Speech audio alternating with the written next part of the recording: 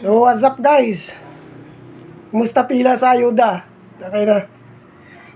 Huwag na kayo umasa dyan. Galing ako sa, dumaan ako dun sa Circle QC kanina. Tangay ang haba ng pila. Parang aabot ata ng Cubao yun. Simula Circle hanggang Cubao. No? Huwag yun ang sayangin yung araw nyo dyan. Ayun na, 5,000 lang yan.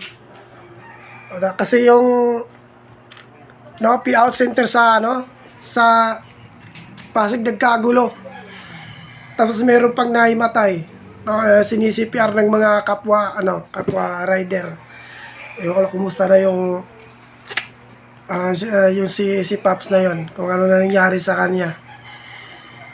Tayo na walang ang bububo ng nagano diyan, namahala diyan, kaya sa sobrang dami ng mga rider, sa sobrang dami ng pupunta doon, talagang dudumugin yung mga P-out center na yan. Tapos may mga pipila ng 12 oras, tapos malalaman mo wala pala pangalan mo doon, di ba? Bumiyahe ka na lang, kikita ka pa. Tangin ng ayuda na yan. Kasi yan tatanga ng mga yan tatanga ng mga nasa, hindi ko alam, tanga, basta yun na yun, mambububo, sobrang talino. Ang dali lang sana para na sana hindi wala ng pila. Kasi dahil nga krisis tayo sa sa crudo, gasolina, ganon. Ay simple lang sana ginawa nila. Ang dami naman pala nilang pera. Doon na lang sana kinausap nila yung mga oil company. Doon na lang sana nila i-negotiate yung pera doon. Irekta doon sa sa mga oil company, hindi na idadaan sa mga tao para lahat makinabang. Utangin ng may mga kupal pang mga mga kupal na mga TNVS company.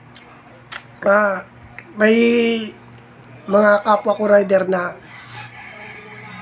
kagaya ng Lalamove.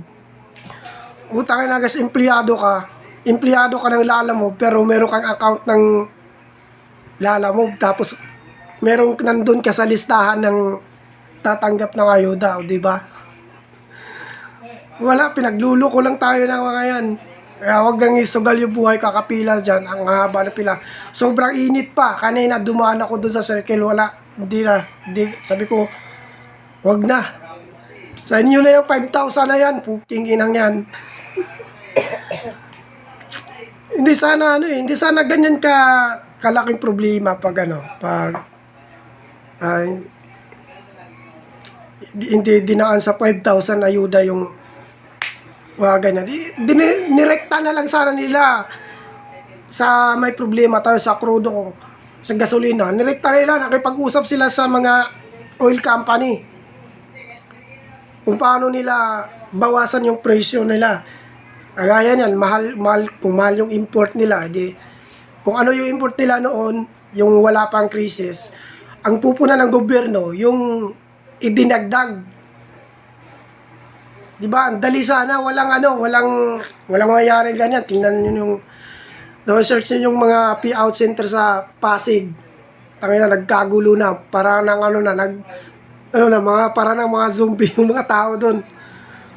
Wala guys. Wala tayong mapapala dyan. Kahit ako hindi na ako umasa dyan. Bibiyahin na lang tayo ng kikita ka para sigurado, kaysa pipila ka na isang araw dyan. Pagpapawisan ka, mahimatay ka pa dyan sa sobrang init. Nakawawa talaga yung mga rider dyan, pumila kayo na. Tapos baka mamaya manakawa ka pa ng motor. Kung saan na lang nakaparada yung mga motor sa dun sa circle kanina. Ang hassle, sobrang hassle. Tapos ang daming pumipila. Tapos pag nandun na sa kukuha na ng ayuda, pagdating doon walang pangalan niya, aray ko. Di ba? Pipila ka ng 12 oras, tapos pagdating mo sa dulo walang pangalan. Okay, inang yan. Wag na. Ibigay na sa kanila yan. Mga kupal yung mga namahala dyan. Puking inang naman. Walang selfie. Utang ina. Sa kanila na yung 5,000.